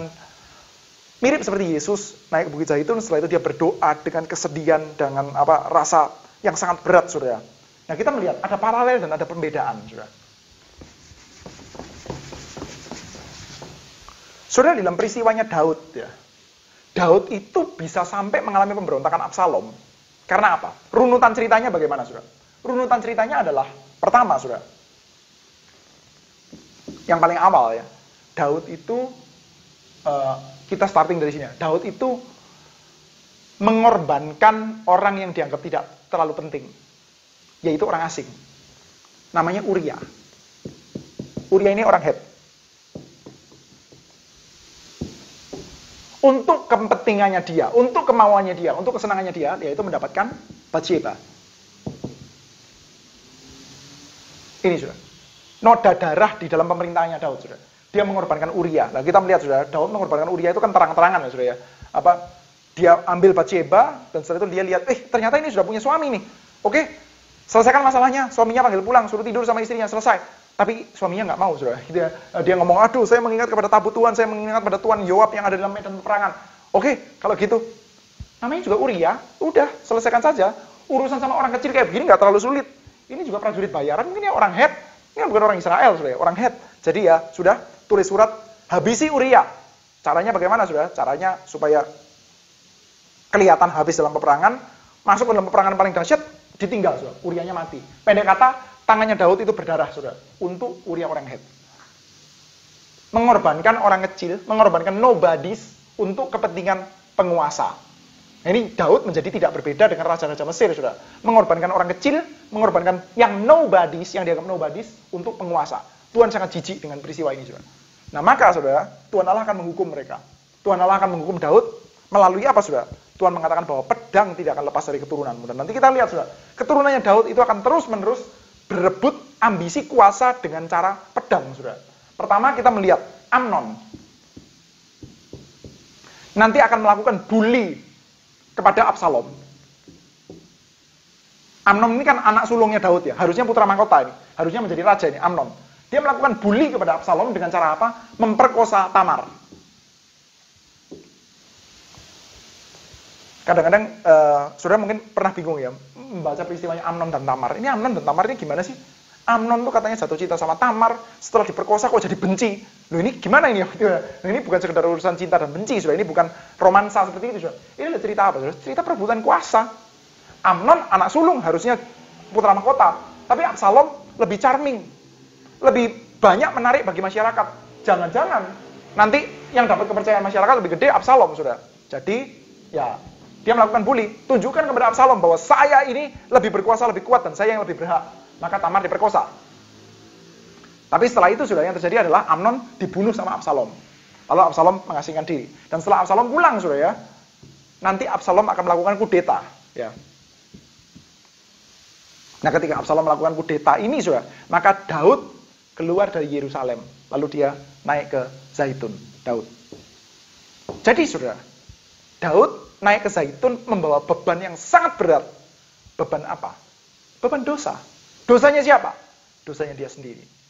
Dan dia membawa beberapa rakyat, termasuk diantaranya Itai, lalu Husai orang Arki, tapi disuruh pulang. Zadok disuruh pulang, masuk ke Yerusalem gitu ya. Daud membawa beberapa orang untuk pergi bersama-sama dengan dia. Nah, ini sudah. Daud menanggung dosa. Itu amat sangat berat, sudah. Menanggung dosa. Lalu naik ke Bukit Zaitun, sudah. Nah, di sini kita melihat di dalam ceritanya Daud di Bukit Zaitun, kita melihat nantinya cerita itu akan berakhir positif untuk Daud. Yaitu apa? Meskipun Daud mengalami hardship yang sangat kuat, sudah sangat keras, tetapi Tuhan Allah memberikan pertolongan, nanti nasihatnya Ahitofel digagalkan, maka Daudnya menang lah, pendek kata begitu ya. Absalomnya nanti akan kecantol pohon terbantin, lalu dibunuh sama Yoab. Setelah itu Daudnya kembali menjadi raja. Tuhan kembali berbelas kasihan kepada Daud. Daud menanggung dosanya sendiri, tapi Tuhan kembali berbelas kasihan kepada Daud. Nah sekarang sudah, kita melihat gambaran Alkitab yang terakhir ya, gambaran Alkitab yang terakhir. Lalu nanti kita akan coba untuk rangkai sudah ya, gambaran-gambaran itu. Yunus sudah. Gambaran yang terakhir adalah Yunus. Tadi kita sudah melihat ya, ada kosakata yang mirip di dalam LXX. Yunus. Sudah dalam cerita Yunus ini apa sudah? Yunus ini adalah orang yang mangkir dari panggilan Tuhan. Kenapa? Kenapa kok Yunus mangkir dari panggilan Tuhan? Saya pikir kita semua cukup akrab dengan cerita ini sudah ya. Yaitu adalah Yunus itu nggak tahan dengan kasih Tuhan. Kasih Tuhan itu unbearable buat Yunus ya. Kasih Tuhan itu aneh. Kasih Tuhan itu nggak bisa ditanggung, unbearable.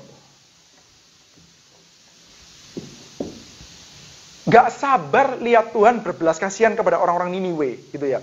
Jadi Yunus ini punya sejenis pengenalan kepada bapaknya, kepada Tuhan, bahwa Tuhan itu punya kebiasaan mengasihi yang agak nyeleneh, gitu ya.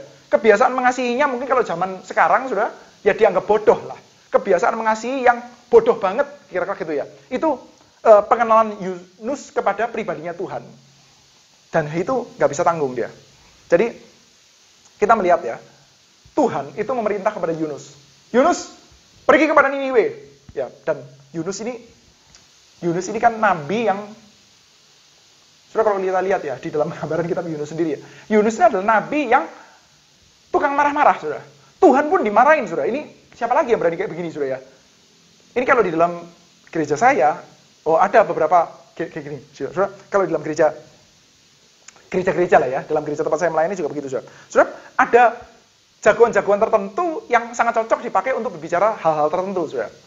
Saudara kalau mau ngomongin filsafat, ya Saudara dengerin Pendeta Yadi, misalkan begitu. Saudara mau ngomongin tentang musik, teologi, Saudara dengerin Pendeta Billy. Saudara mau ngomongin tentang politik dan lain sebagainya, Saudara dengerin Pendeta Benjamin Intan. Saudara ngomongin tentang sains dan sebagainya, berkaitan dengan teologi, Saudara ngomongin Pak David Tong, kira-kira begitu, Saudara. Jadi, ngomongin tentang arloji, tentu saja harus ngomong sama Pak Tong, kira-kira begitu ya. Jadi, Saudara, di dalam gereja kita, dalam semua gereja lah biasanya ya, itu ada orang-orang yang jago atau specifically dia itu hebat dalam hal-hal tertentu. Maka orang-orang itu ya sebaiknya dipakai untuk hal-hal itu, paling cocok, Saudara. Nah, Saudara, Kalau saudara kepengen marah-marah, saudara lagi punya kebutuhan untuk bukan menjelaskan tentang musik, bukan menjelaskan tentang arloji, bukan menjelaskan tentang sains, bukan menjelaskan tentang politik, tapi saudara kepengen menjatuhkan penghakiman.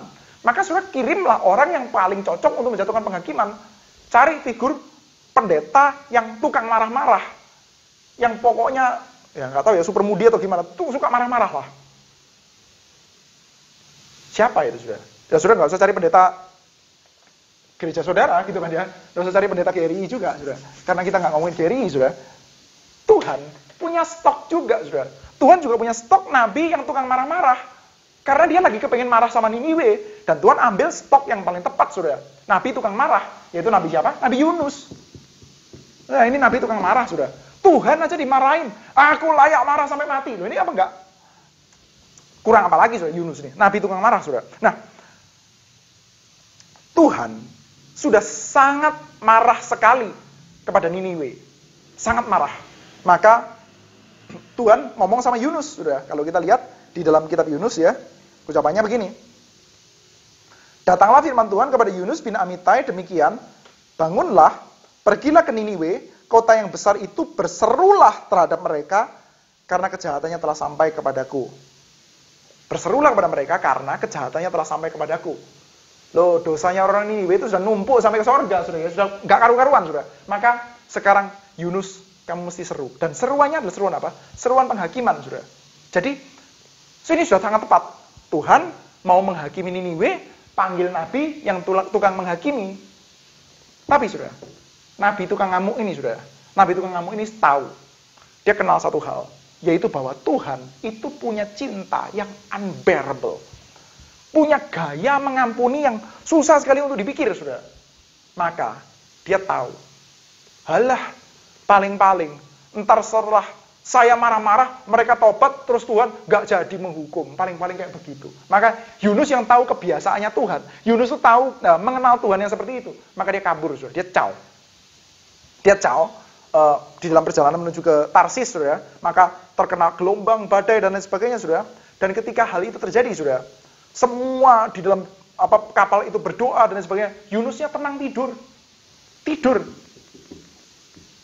Tidur ini kan ekspresi yang sangat tenang, saudara. Sangat santai, sangat tenang. Loh, kok bisa, saudara? Kok bisa dia sangat tenang, saudara? Yunus ini sedang berhadapan dengan apa, saudara? Sedang berhadapan dengan murka Allah, saudara.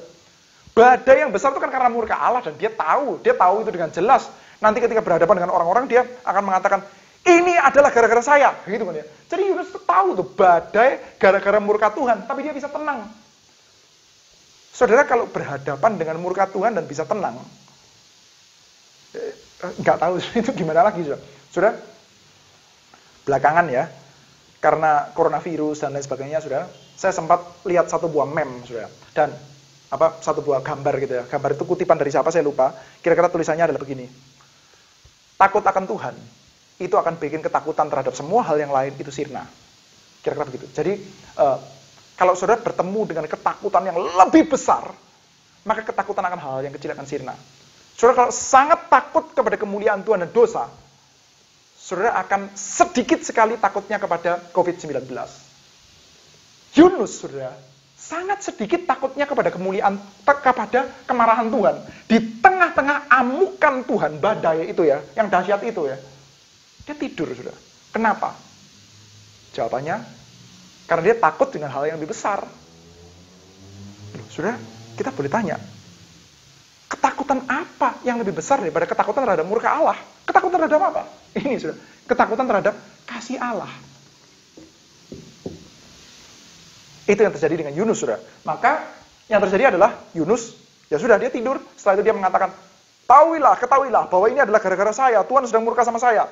Terus kalau kamu pengen lepas, lemparkan saja saya ke dalam lautan. Selesai, saudara. Yunus mengalami murka Allah yang paling puncak, yaitu dia mengalami kematian. Ya, masuk ke dalam lautan. Tapi, saudara, kita semua tahu ya, ditelan sama ikan, tetap dilemparkan ke Niniwe. Dia lalu harus berkhotbah ke Niniwe, saudara. Dan kita mendapati Yunus itu ya, saya duga, saudara, masih mencoba untuk mati. Kalau bisa dia mati tanpa bikin orang Niniwe bertobat. Caranya gimana, saudara? Bayangan saya, saudara, bayangan saya.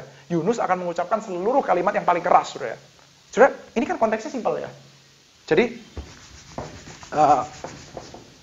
Niniwe, kotanya orang Asyur ini ya, itu kan musuhan sama Israel, Asyur ya lebih tepatnya, Asyur. Ini kan musuhan sama Israel. Dan ini bukan bukan lawan yang seimbang, sudah bukan musuh yang seimbang.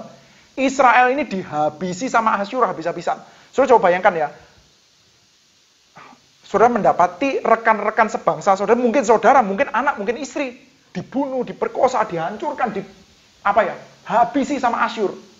Negeri yang gila ini, saudara. Dan sekarang saudara sebagai nabi disuruh khotbah di sini dan saudara tahu, jangan-jangan nanti dia bisa bertobat. Padahal Tuhan nggak ngomong sih, Tuhan bilangnya adalah kejahatannya sudah sampai kepadaku, beritakan kepada mereka. Dan Yunus sampai di Niniwe, kira-kira dia ngomong apa, saudara? Saya bayangkan, saudara, nabi tukang marah itu akan mengucapkan segala macam sumpah serapah. Saya nggak boleh sumpah serapah, saudara, di sini ya, nggak boleh ya, pendeta. Sumpah serapah sedikit lah ya. Sejuta topan badai, nah kira-kira begitu saya. Kalau Kapten Haddock kan begitu ya. Sejuta topan badai, kiranya kamu celaka, hancur, modiar. Mungkin kira-kira begitu, saudara, ya, kalau dia khotbah di Niniwe, saudara. Supaya apa? Supaya apa, saudara? Supaya dia terbunuh. Saudara, kalau kepengen terbunuh itu sebenarnya kan simpel kan, saudara. Saudara, kalau di antara kita ada yang kepengen terbunuh, nggak ada sih, stupid sekali. Saudara, kalau kepengen terbunuh itu kan gampang, saudara. Saudara datang saja pada waktu Persija lawan Persib, pakai baju orange, lalu saudara pergi ke dalam kumpulan orang-orang berbaju biru, lalu mengatakan, matilah Persib, misalkan begitu, saudara akan terbunuh. Atau konteksnya Arema Persebaya, atau Manchester United, Liverpool, dan lain-lain, terserah lah, saudara. Saudara kalau adalah pendukung ultrasnya AC Milan, saudara, lalu saudara pakai baju AC Milan merah, berada dalam kumpulan pendukungnya Juventus, lalu saudara teriak, matilah Juventus, matilah Juventus. Saudara akan mati, kira-kira begitu, saudara. Sekarang saudara, Nabi Israel berkata kepada orang-orang Niniwe yang perkasa itu, matilah kamu, celakalah kamu, dalam 40 hari Tuhan Allah akan mengembalikan kamu. Ini kepengen terbunuh, saudara. Tapi yang terjadi adalah, betul saja seperti ketakutannya Yunus, Tuhan berbelas kasihan kepada Niniwe. Nggak jadi mati Niniwe ya. Karena apa? Niniwe-nya dengerin Yunus seperti itu, malah bertobat. Ini kan aneh sekali, saudara. Niniwe-nya bertobat, setelah itu Tuhan ampuni, nggak jadi Tuhan hancurkan. Maka Yunus marah, saudara. Nah, saudara, kita akan coba untuk rangkai, saudara ya. Bagian ini dengan doa Yesus di dalam Taman Getsemani. Semua itu, semua bagian tadi ya. 3 gambaran perjanjian lama itu tadi, saudara ya. Pertama, saudara. Kitab Zakaria, pasal 14. Bukit Zaitun dan Judgment, penghakiman.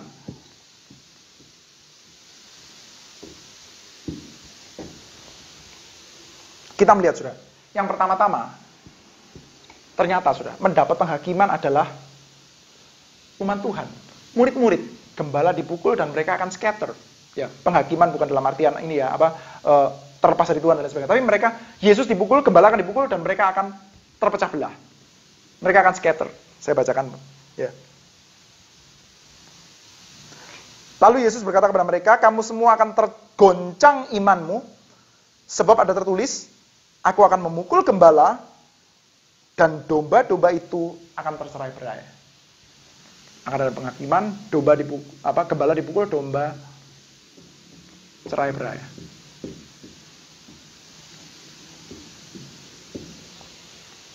Ini dikaitkan dengan passion naratif, saudara. Dikaitkan dengan sengsaranya Yesus Kristus. Saudara, ini satu buah peringatan yang saya pikir kita semua tidak boleh pongah, ya. Kita semua tidak boleh meremehkan. Yaitu Tuhan mengatakan, mendekati Getsemani, mendekati Yesus mati. Tuhan Yesus memberikan peringatan bahwa umat Tuhan itu akan tercerai-berai. Umat Tuhan akan melihat tercengang, tergoncang imannya, lalu kabur. Saudara, kita ya, orang-orang berteologi reform, kadang-kadang secara gegabah, secara serampangan lah, bukan gegabah, saudara. Secara serampangan, merasa iman kita itu aman, nggak bisa goncang. Wong sekali selamat tetap selamat, ya. Sekali selamat tetap selamat. Mana mungkin saya imannya goncang, saudara. Saudara hati-hati, saudara. Ini saya pikir penistaan terhadap canon of Dort, saudara. Ya. Jadi saya bukan mau mengatakan keselamatan bisa hilang, bukan. Tentu saja, saudara. Saya juga percaya kepada teologi reform, saudara. Tetapi jangan secara serampangan mengatakan kalau sudah sekali selamat tetap selamat, iman saya pasti aman, saudara. Kita diajar untuk melihat, saudara, dalam bagian ini bahwa orang-orang percaya sekalipun, saudara, bisa mengalami guncangan iman yang sangat-sangat hebat, saudara. Saudara, faktanya ya, tidak usah jauh-jauh. Kalau kita coba cek di dalam kehidupan kita jangan ngomong tentang meninggalkan iman, ganti agama, dan lain sebagainya. Buat kita mungkin agak jauh lah. Ganti agama itu agak jauh. Kenapa? Karena kita terlalu mencintai Yesus. Bukanlah. Ganti agama itu terlalu jauh bagi kita karena itu terlalu nggak biasa saja. Terlalu nggak biasa.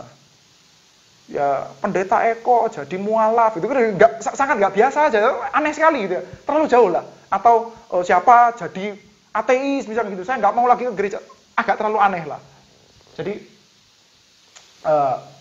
kita juga bingung ya, juga mungkin punya tekanan sosial ya. Teman-teman kita juga teman-teman gereja, saudara-saudara kita juga banyak orang Kristen. Maka kalau saya tidak lagi jadi Kristen, nanti saya teman-temanan sama siapa lagi? Sekarang teman-teman kita kan banyak teman-teman gereja ya, kenalan-kenalan kita, konteks dalam WhatsApp kita banyak teman-teman gereja juga. Jadi kalau saya tidak lagi jadi anggota gereja, saya jadi ya teman saya jadi komunitas yang mana gitu ya. Jadi kita mungkin belum sampai saya ekstrim, pindah agama, meninggalkan Tuhan, ganti iman, bukan. Mungkin tidak usah sampai ekstrim itu. Coba cek saja dalam kehidupan kita yang paling simpel lah. Kita malas beribadah, kita malas berdoa, kita ini ya, males atau kehilangan selera rohani, kehilangan selera untuk mencari Tuhan, untuk berdoa, baca Alkitab dan lain sebagainya. Gara-gara apa? Gara-gara apa? Coba cek gara-gara apa? Gara-gara film, gara-gara kerjaan, pesonanya uang, atau simply karena malas saja, karena firman Tuhan terlalu tidak menarik. Saudara, bagaimana kalau ada penganiayaan? Bagaimana kalau ada ancaman seperti yang terjadi pada zamannya Tuhan Yesus ini, saudara? Jadi, saya pikir sekali lagi, saudara, bagian pertama ini mengajak kita untuk jangan pongah, hati-hati, jangan serampangan, jangan berlindung di balik doktrin yang benar dengan mentalitas dan spiritualitas yang kacau. Sekali selamat tetap selamat, saya pasti aman. Kacau. Kita coba review sedikit saja. Ini ya saudara, momen-momen kita disuruh untuk social distancing, sehingga kita tidak bisa beribadah bodily presence di dalam gereja. Berapa banyak di antara kita yang rasa sangat-sangat sedih. Saudara berasa nggak? Aduh celaka. Kapan saya bisa ke gereja lagi? Kapan saya bisa hadir di dalam full service sekali lagi? Saya rindu Tuhan, beribadah kepadamu secara penuh. Bukan dengan lihat laptop atau lihat handphone. Jangan-jangan nggak terlalu banyak juga di antara kita. Jangan-jangan setelah 2 minggu, 3 minggu, 4 minggu, nanti kita mulai merasa kayak gini ya, praktis juga ya, enak juga ya, oke juga ya, fine juga ya. Lama-lama nanti saudara, minggu pertama masih semangat gitu kan ya. Oh pakai baju rapi semuanya, atur sama keluarga jamnya rapi semuanya, duduk tenang gitu. Mulai minggu kedua mulai rada santai. Mulai minggu 3, nanti minggu ke-5 sudah, minggu ke-10 mulai pakai celana pendek sambil ngupil mungkin begitu ya. Karena memang iman kita itu bisa gugur sudah. Saya bukan mengatakan keselamatan bisa hilang, bukan sudah. Tapi mari kita mawas sudah bahwa passion, penderitaan, tekanan itu kita tidak imun terhadap hal itu sudah. Kita nggak kebal terhadap tekanan itu, kita nggak kebal sudah. Kita itu imun sistemnya belum sekuat itu sudah untuk menahan itu semua sudah. Oleh karena itu kita perlu mawas secara serius ya. Di dalam bagian doa dalam Taman Getsemani, Tuhan Yesus mengatakan apa sudah? Nanti dia berkata, berjaga-jagalah kamu supaya kamu tidak jatuh dalam pencobaan. Berjaga-jagalah kamu. Artinya apa? Artinya bisa jatuh dalam pencobaan. Itu adalah gambaran kitab Zakaria. Jadi sekali lagi ya, akan ada penghakiman, akan ada judgment, tapi kita mesti ingat bahwa saudara, kita nggak lepas dari judgment itu, karena kita juga adalah orang-orang berdosa. Murid-murid Tuhan juga adalah orang-orang berdosa. Kita juga adalah bad guy. Tapi kita bersyukur ya, karena Tuhan mengatakan bahwa ini ya, kalau dalam kitab Injil kita, Petrus mengatakan, oke, semuanya terguncang, saya enggak. Tuhan malah katakan, kamu malah akan menyangkali aku 3 kali sebelum ayam berkokok 2 kali, gitu kan ya. Tapi nanti kita bahasnya Sabtu depan sudah ini. Nah, tapi kita lihat sudah ya, bahwa Tuhan Yesus masih akan memberikan satu buah kalimat positif. Nanti ya, akan tetapi sesudah aku bangkit, aku akan mendahului kamu ke Galilea. Saudara, Galilea banyak penafsir macam-macam, saudara. Ada yang mengatakan ini adalah lokasi fisik, tapi terutama. Mungkin lokasi fisik, tapi terutama. Ini bicara bahwa panggilan mereka itu akan direvitalisasi. Ada pengharapan tetap, saudara. Jadi, ada penghakiman, iman kita bisa scatter, tapi tetap ada pengharapan, saudara. Lalu yang kedua, gambaran dari kitab Samuel. Kita melihat Daud dengan sangat berat menanggung dosanya. Menanggung dosa. Dalam bagian ini, saudara, sang anak Daud, Yesus Kristus, juga dengan sangat berat. Ada bergumul di dalam Getsemani karena apa sih, saudara? Karena dia takut aniaya, siksaan badaniah itu memang menakutkan sekali, saudara. Saya tidak sedang ingin mengecilkan itu, saudara. Tapi saya percaya yang lebih menakutkan lagi adalah apa, saudara? Karena dia karena dia pikul dosa. Bedanya dengan Daud adalah bukan dosanya dia sendiri. Bedanya dengan Daud adalah Daud itu berdosa dengan menyingkirkan orang yang bukan siapa-siapa untuk kebutuhannya dia yang adalah raja. Dengan Yesus, saudara, kita melihat dia yang adalah raja menyingkirkan kepentingannya untuk kita yang bukan siapa-siapa. Terakhir, saudara, gambaran dari kitab Yunus, saudara. Saudara, tadi kita sempat melihat sedikit. Kitab Yunus tuh ngajarin kita untuk bersama-sama lihat sedikit bahwa pertama, ketakutan akan kemarahan Allah yang besar itu harusnya menjadi ketakutan yang sangat besar. Ternyata lebih kecil daripada ketakutan terhadap cinta kasih Tuhan yang besar. Sekali lagi ya, perbandingannya ya. Saudara kalau takut kepada kecelakaan, kepada bencana, kepada badai, kepada virus, saudara mungkin belum tahu murka Tuhan itu seperti apa. Jadi ya, kalau kita tahu ini ya, virus ya. Takut segini, saudara. Ketakutan terhadap virus itu lebih kecil daripada ketakutan kepada murka Allah. Tapi bagi Yunus, saudara, ketakutan terhadap murka Allah itu lebih kecil daripada ketakutan terhadap kasihnya Allah. Yunus marah sekali karena Tuhan Allah itu mengasihi. Saya coba bacakan ya, kalimat marahnya Yunus. Mungkin sejenis kemarahan yang agak aneh di dalam kuping kita, saudara. Jadi saya coba bacakan saja ya. Ini marahnya Yunus. Yunus pasal 4. Tetapi hal itu sangat mengesalkan hati Yunus. Lalu marahlah ia. Dan berdoalah ia kepada Tuhan, katanya. Ada marah ya. Ya Tuhan, bukankah telah kukatakan itu ketika aku masih di negeriku? Itulah sebabnya maka aku dahulu melarikan diri ke Tarsis. Sebab aku tahu bahwa engkaulah Allah yang pengasih dan penyayang, yang panjang sabar, dan berlimpah kasih setianya, yang menyesal karena malapetaka yang hendak dirancakannya. Sudah ini kan kelihatan aneh, sudah ya. Harusnya kan lebih cocok begini ya. Ya Tuhan, bukankah telah kukatakan itu ketika aku masih di negeriku? Itulah sebabnya maka aku dahulu melarikan diri ke Tarsis. Sebab aku tahu bahwa engkaulah Allah yang pengasih dan penyayang, yang panjang sabar, berlimpah kasih setia. Harusnya kan begitu. Tapi ini enggak, sudah marah dia. Kenapa, saudara? Karena kasih setia Tuhan yang brutal, itu somehow muncul bukan tanpa harga. Cinta kasih Tuhan yang besar itu muncul bukan tanpa harga. Yunus sebagai orang Israel, dia tahu orang-orang Israel itu diapakan sama orang Asyur, dia tahu. Dia tahu Asyur itu sejahat apa. Saudara coba bayangkan ya, orang-orang di dalam kehidupan saudara, yang amat sangat susah untuk saudara sayangi, atau yang sangat-sangat mudah untuk saudara benci, yang saudara amat sangat kepingin untuk balas dendam kepada dia, saudara kepingin sejuta topan badai jatuh ke dalam atas kepalanya dia, saudara. Maka, saudara bayangkan kalau Tuhan mengatakan, aku mengasihi dia. Aku mengasihi dia. Kan kita sebel, saudara. Apalagi kalau orang yang jahat itu, saudara, melakukan kejahatannya kepada kita, kepada bangsa kita, kepada keluarga kita. Yang dibuat susah adalah kita, anak kita, istri kita, dan lain sebagainya. Mengalami kejahatan yang begitu rupa. Dan Tuhan Allah ternyata mengasihi. Yunus tuh berasa, kamu kasihmu besar kayak begitu. Kamu gak tahu ya seberapa besar saya sudah endure sebagai orang Israel. Saya sudah tahan-tahan. Saya sudah mengalami kekerasan mereka. Dan sekarang engkau mengasihi mereka saja. Saudara, kita melihat. Yesus di dalam Taman Getsemani mengatakan, hatiku sangat sedih. Seperti mau mati rasanya. Sangat sedih seperti mau mati rasanya. Kenapa, saudara? Karena dia akan berhadapan dengan hal yang paling menakutkan. Bukan cuma berhadapan dengan murka Tuhan. Dia akan berhadapan dengan cinta kasih Tuhan. Dia akan berhadapan dengan kasih Allah yang menakutkan itu. Kasih Tuhan kepada orang-orang berdosa. Yang ada harganya. Ada harganya. Harganya adalah apa, saudara? Yunus mengatakan, Saya yang tanggung itu Tuhan. Saya orang Israel dizolimi sama orang-orang Asyur. Tapi saudara, kita akan ingat Yunus juga orang berdosa sendiri kan saudara. Yesus sudah bukan orang berdosa.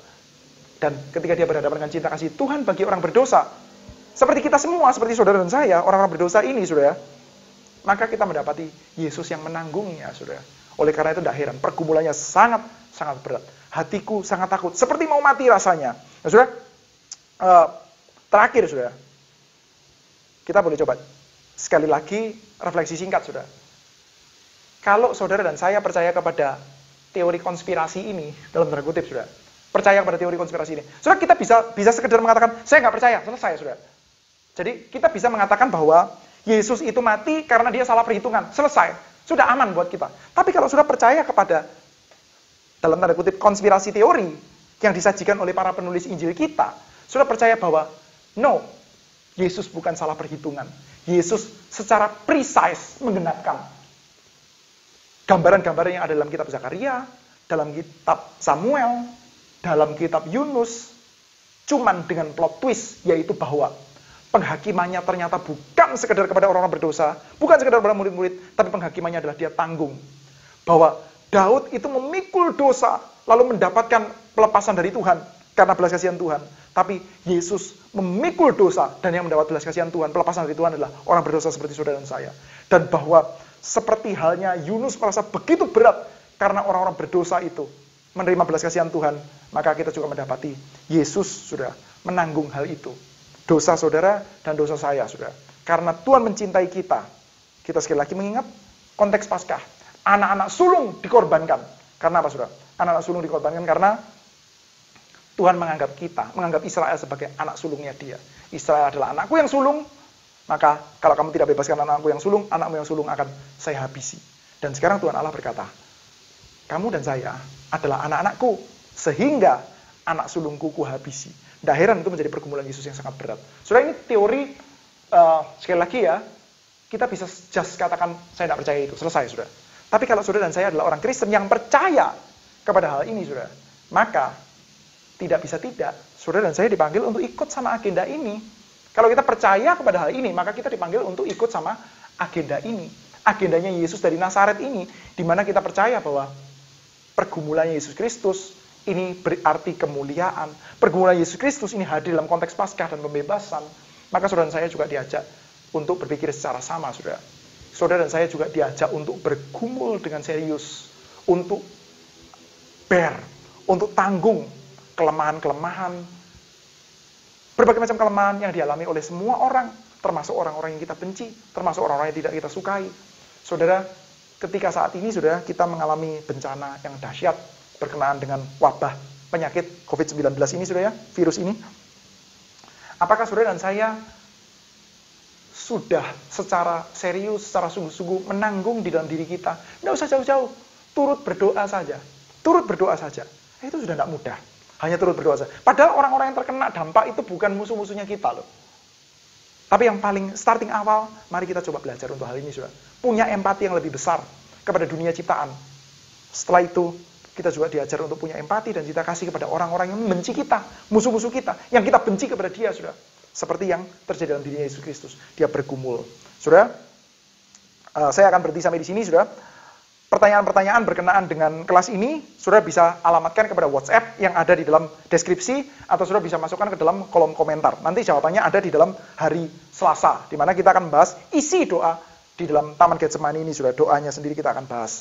Baik, mari kita bersama-sama berdoa di hadapan Tuhan. Bapa di dalam surga, kami panjatkan segala syukur dan terima kasih kami di hadapan-Mu Tuhan, untuk kesempatan kami boleh membaca kitab suci, boleh mempercakapkan firman Tuhan.